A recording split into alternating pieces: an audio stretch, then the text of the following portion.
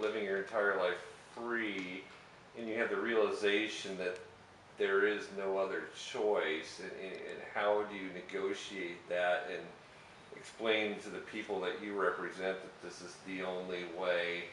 Um, did everybody willingly go along with that when No, he's? of course not. Crazy Horse, for one thing, wouldn't accept it. He was a free spirit, and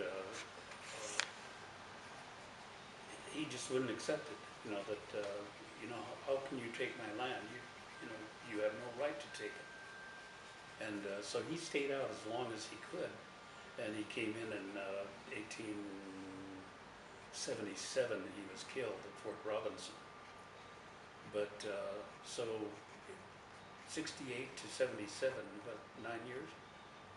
Uh, 9 years before that, Red Cloud and Spotted Tail and American Horse and all of the other chiefs pretty much surrendered, or they didn't like to use the word surrender, and they really didn't. What they did is they ceased warfare. They just agreed to discontinue warfare and to live on reservations,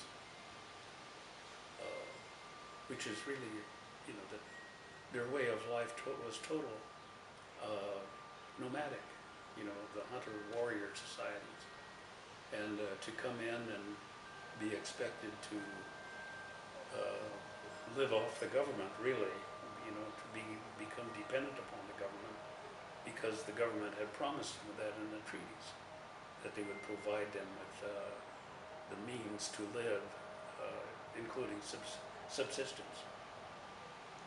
Do you think maybe that's why, I'm trying to talk and film at the same time, do you think that's maybe why it seems like he put a great emphasis on securing educational opportunities for people, because he knew with that transition from a nomadic lifestyle to being confined to the reservation, that you're going to have to find another way to succeed and thrive as a people, because... Yeah, I think so.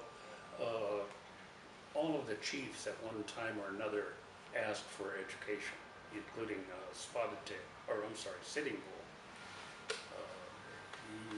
He used that famous line, "Let's put our minds together to see how we can make a better life for our children." And I think all of them saw that education, especially being able to communicate in the new society that they were forced into, was very important.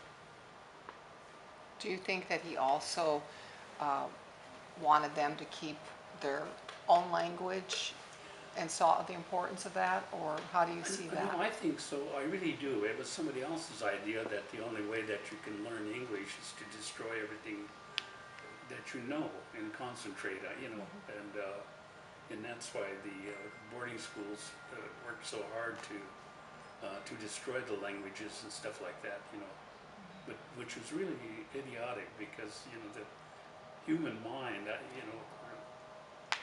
it can absorb several languages, not just, and but I think that they must have felt that it was important to keep their traditional cultures, their values intact.